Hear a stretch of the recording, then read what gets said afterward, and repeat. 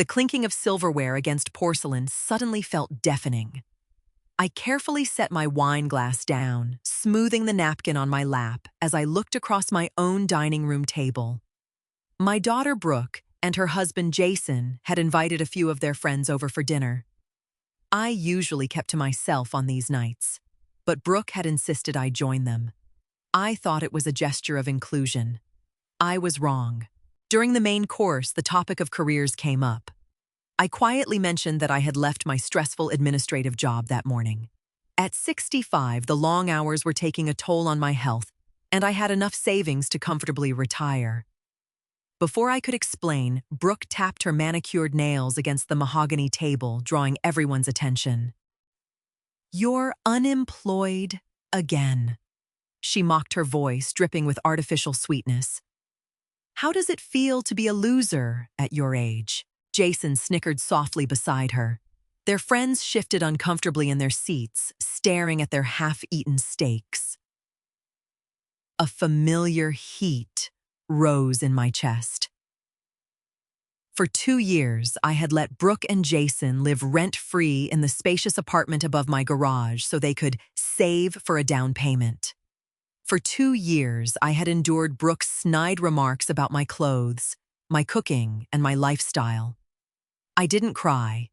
I didn't shout. I simply folded my napkin, looked her dead in the eye, and smiled. "How does it feel to know you won't live rent-free in my house anymore?" Brooke's smug expression vanished instantly. The table went deathly quiet. "Excuse me," she stammered. "You have 30 days to find a new place." I replied, my voice steady and calm. "I suggest you start packing." I pushed my chair back, gathered my dishes, and walked into the kitchen, leaving her staring blankly at the wall. The game had changed, and she hadn't even realized it yet. The next morning, the house was eerily quiet. I sat at the kitchen island, sipping my black coffee, watching the early morning sunlight filter through the blinds. Brooke stomped down the stairs around 9, dressed in expensive silk pajamas. She bypassed the coffee maker and stood directly in front of me, crossing her arms. "Mom, you really embarrassed me last night," she complained, rolling her eyes. "My friends thought you were having some kind of senior moment. We both know you didn't mean what you said, but you still owe me an apology." I took a slow sip of my coffee, letting the silence stretch. I wasn't going to play her game.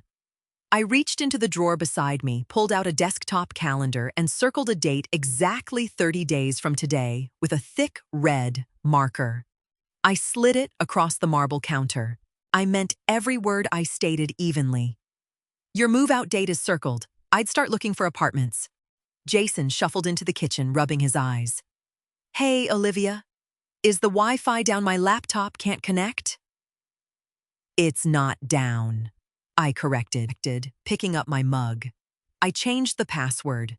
"Since I'm a loser who is now unemployed, I need to cut back on expenses.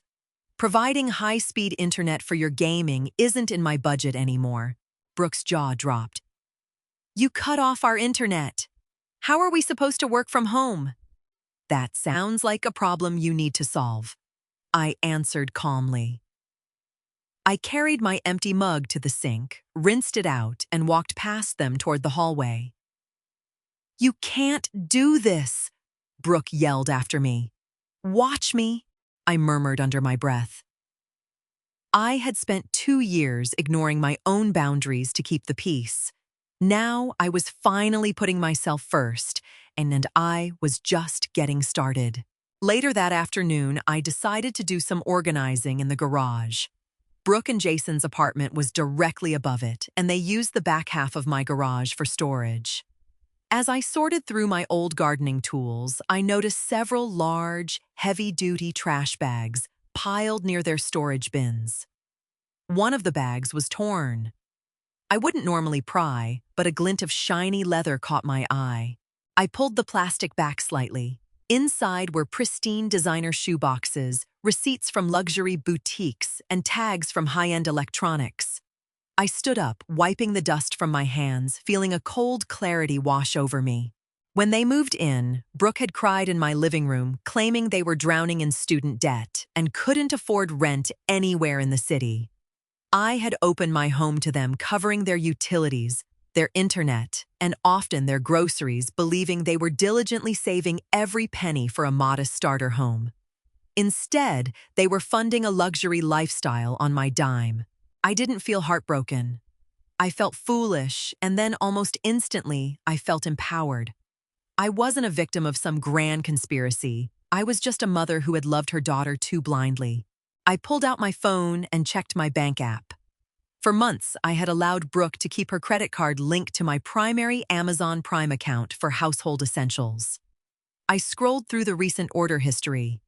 Expensive serums, gourmet coffee beans, designer dog accessories for a dog they didn't even own yet.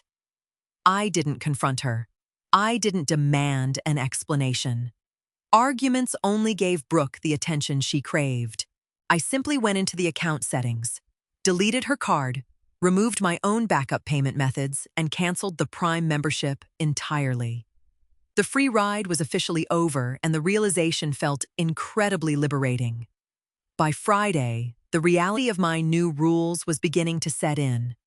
I was in the living room reading a novel when Brooke stormed through the front door, carrying 2 empty, reusable grocery bags. "Why didn't you go to the farmer's market today?" she demanded, dropping the bags on the floor. "You know Jason and I do our meal prep on weekends. There's no organic chicken or fresh vegetables in the fridge."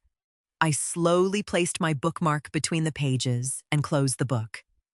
"I went to the market early this morning," I replied. "Then, where is our food? I only bought what I need for the week," I stated, picking up my tea. "I am no longer funding your meal preps, Brooke. You both have full-time jobs. The supermarket is 5 blocks away." Jason walked in right behind her, looking frustrated.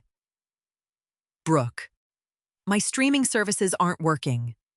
Netflix, Hulu, everything is logging me out." I canceled the shared family plans, I chimed in before Brooke could speak. I downgraded to single-screen accounts for myself. Again, budgeting. Brooke's face turned crimson. "You are being incredibly petty, Mom. Over one little joke at dinner, you're acting like a child. A child throws tantrums when they don't get free things." I corrected gently, looking right at her. "An adult pays for their own groceries and entertainment. You are 28 years old, Brooke. It is time you started acting like it. We're trying to save for a house," she screamed, finally losing her composure. "Are you," I countered, raising an eyebrow, "or are you saving for more designer shoes? I saw the boxes in the garage." Brooke froze. The color drained from her face. She opened her mouth to argue, but no words came out. I gave her a polite nod, picked up my book, and went upstairs to my bedroom. I had never felt more in control of my own life. Saturday morning brought a new test of my boundaries. I woke up early, planning to enjoy a quiet breakfast on my back patio. When I walked into my kitchen, I found Jason's parents, Linda and Tom, sitting at my island drinking coffee out of my favorite mugs. Brooke was at the stove making pancakes with my expensive ingredients. "Oh, morning, Olivia," Linda chirped loudly. "Brooke invited us over for a family brunch. I hope you don't mind us crashing your kitchen." Brooke gave me a defiant smirk over her shoulder. She was trying to assert dominance, using my own home to play the perfect hostess while marking her territory. I didn't get angry. I didn't create a scene in front of her in-laws. "Good morning, Linda, Tom." I greeted them warmly. I walked straight to the pantry, grabbed a small box of my personal favorite tea, and turned back to Brooke. "Brooke, sweetheart." I began, my tone pleasant but firm. "I'm glad you're cooking for your in-laws. Just make sure you clean the pans properly this time. And please remind Jason that the connecting door between the main house and the garage apartment will be locked permanently starting tonight." Brooke dropped the spatula. "What?" I'm having a locksmith come this afternoon to install deadbolts on the interior doors. I explained casually, as if discussing the weather. Since you'll be moving out in 3 weeks, I need to start securing the main house. You'll have to use the exterior garage stairs from now on. I smiled at Linda and Tom, who suddenly looked very uncomfortable. Enjoy your brunch, everyone. I walked out to the patio, closed the glass door behind me, and took a deep breath of the crisp morning air. I could see Brooke through the window frantically whispering to Jason. The realization that she couldn't simply walk into my space whenever she pleased was finally sinking in. On Tuesday, my son Leo drove down from the city to visit. Unlike his sister, Leo was independent, hardworking, and deeply respectful. He had heard through the family grapevine that things were tense, and he came to check on me. We sat at the kitchen table with a pile of my recent bank statements. I had decided it was time to do a full audit of my finances. Mom, look at this. Leo pointed to a recurring charge on my secondary credit card, the one I kept in a drawer for emergencies. I adjusted my reading glasses. It was a monthly auto draft for an upscale gym membership. 2 memberships, actually, totaling over $300 a month. I haven't been to a gym in 5 years. I murmured, my stomach tightening. It's Brooke and Jason. Leo confirmed, shaking his head in disgust. They must have found the card and used the numbers to set up their auto pay. Mom, this has been going on for 14 months. I didn't cry. The time for being hurt was over. I picked up my phone and called the credit card company. Within 10 minutes, the card was reported stolen, the account was closed, and a fraud investigation was opened on those specific charges. I can't believe she would do this. Leo sighed, leaning back in his chair. What are you going to do? Nothing, I replied smoothly. The bank will handle the fraudulent charges. And when Brooke's gym membership gets declined, she can explain to the front desk why her payment method was reported as stolen. Leo chuckled, a genuine smile breaking through his concern. You've changed, Mom. I like it. I haven't changed, Leo, I corrected, stacking the bank statements neatly. I just finally woke up. I spent my whole life making sure you kids had a soft place to land. I just forgot to make sure Brooke learned how to fly. The fallout from the canceled credit card didn't take long. Thursday evening, I was pruning the rose bushes in the front yard when Brooke's car screeched into the driveway. She slammed the door and marched straight toward me, her gym bag slung over her shoulder. Did you cancel the emergency credit card?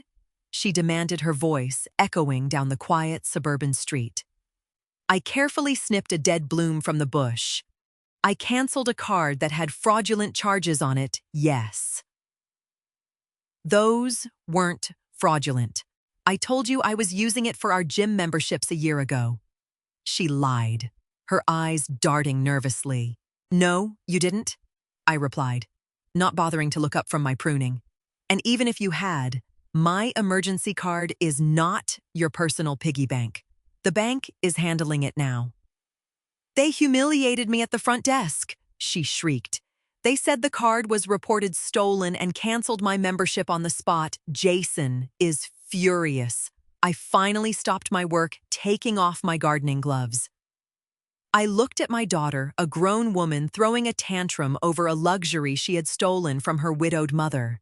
Jason's anger is not my concern, I stated plainly, and neither is your embarrassment. You stole from me, Brooke. It's not stealing. We're family, she argued, though her voice lacked conviction. I reached into my gardening apron, pulled out a folded piece of paper, and handed it to her.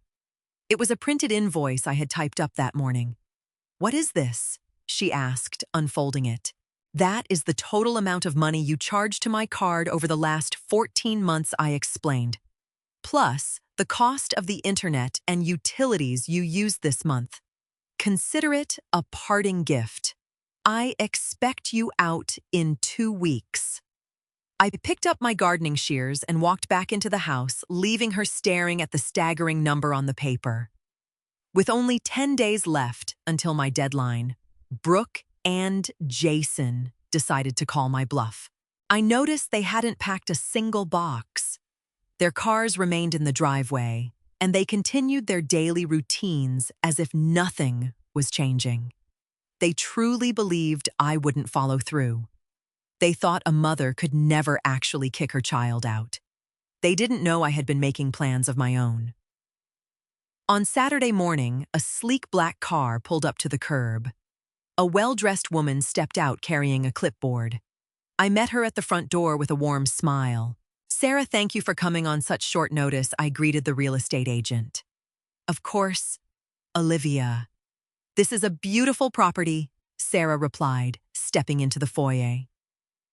As I gave Sarah a tour of the main floor, Brooke came up the exterior stairs and opened the kitchen door, the only one I hadn't deadbolted yet. She froze when she saw a stranger measuring my living room. "Mom, who is this?"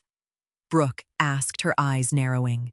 "Brooke, this is Sarah," I introduced them casually. "She's my realtor."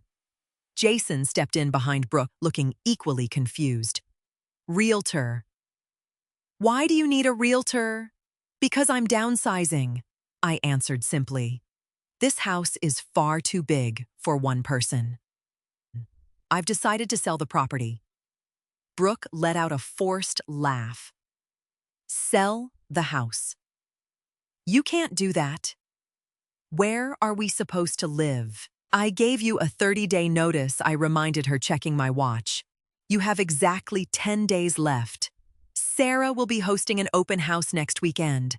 I expect the garage apartment to be spotless and fully vacated by then." "You're bluffing," Brooke sneered, crossing her arms. "You love this house. You're just trying to scare us." I didn't argue. I just turned back to the realtor. "Sarah, let's go check the master bathroom. The natural light in there is a huge selling point." I left Brooke and Jason standing in the kitchen. The game of chicken was over, and I had already won. 2 days later, the reality finally hit them. I was sitting in my living room when I heard the heavy thud of a wooden post being driven into the front lawn. I looked out the window and smiled. The bright red "For Sale" sign stood proudly near the mailbox. Brooke's car pulled up a few minutes later. I watched from the window as she stepped out, stopped dead in her tracks, and stared at the sign. She dropped her purse on the driveway. Within seconds, she was pounding on the locked connecting door in the kitchen. I took my time walking over and unlocked it. "You're actually doing it," she whispered, her face pale. There was no anger left in her voice, only genuine panic. "Mom, please. We don't have anywhere to go. We haven't saved anything." "I know," I replied gently, leaning against the doorframe. "I saw the designer boxes in the trash, Brooke. I know exactly how you've been spending your money." Tears welled in her eyes. It was the first time in years she looked like a frightened child rather than an entitled adult. "We can't afford rent in this neighborhood. We'll have to move to the suburbs. Jason's commute will be awful. Then Jason will have to listen to audiobooks on the train." I answered, completely unmoved by her tears. "How can you be so cold?" she sobbed. "I am not cold, Brooke. I am exhausted," I corrected her, keeping my voice perfectly level. "I gave you my home, my money, and my support. In return, you mocked me in front of strangers, stole from my credit cards, and treated me like a servant in my own house. I am protecting my peace. You have 8 days left." I quietly closed the door and locked the deadbolt. I didn't feel guilty. For the first time since my husband passed away, I felt incredibly light. The final week was a blur of frantic activity on their end. Without my financial safety net, Brooke and Jason were forced to scramble. They couldn't qualify for a luxury apartment, so they ended up renting a tiny, cramped studio an hour outside the city. I watched from my porch as they loaded their expensive designer furniture into a cheap rental truck, struggling to fit it all in. They didn't say goodbye when they drove away, I didn't expect them to. 3 weeks later, I closed on the sale of my house. The market was hot and it sold for over asking price. I packed up the things that truly mattered to me and left the rest behind. I moved into a beautiful, secure condominium overlooking the park. It had 1 bedroom, a modern kitchen, and absolutely zero space for ungrateful houseguests. My phone buzzed on a Tuesday evening. It was Brooke. "Mom," her voice sounded small-tired. "Our electricity bill here is insane. Jason's car needs new tires. Can you loan us $500 just to get through the month?" I looked out my window at the sunset, painting the sky in shades of gold and purple. "No, Brooke," I answered calmly. "Mom, please, I love you," I interrupted softly. "But I will no longer fund your lifestyle. You and Jason need to figure this out together." I hung up the phone. I didn't block her number, but I muted her notifications. I poured myself a glass of wine, sat in my new favorite armchair, and opened a book. I wasn't unemployed. I wasn't a loser. I was a woman who had finally learned the value of a closed door and a clear boundary. And for the first time in my life, my home was truly my own. Looking back on everything, the biggest lesson I learned wasn't about money, real estate, or getting even. It was about self-worth. As parents, we often fall into the trap of thinking that giving endlessly is the ultimate act of love. But I realized that when your generosity is met with constant disrespect, continuing to give isn't love, it's self-destruction. Setting a hard boundary didn't make me a bad mother. It made me a woman who finally remembered her own value. I had to accept that I couldn't control how my daughter treated me, but I could control what I was willing to tolerate. Sometimes, cutting the safety net is the only way to teach someone how to stand on their own 2 feet. And more importantly, it's okay to choose your own peace, even if it means disappointing someone you love. If this story resonated with you, or if you've ever had to make a tough decision to protect your own boundaries, I'd really love to hear your experiences in the comments below. We all have our breaking points, and sharing our stories reminds us that we aren't alone. If you enjoyed my journey, please hit that like button and subscribe to the channel for more stories about real-life tough choices and reclaiming our power. Don't forget to click the notification bell so you never miss an update. Until next time, remember to know your worth and never be afraid to protect your peace.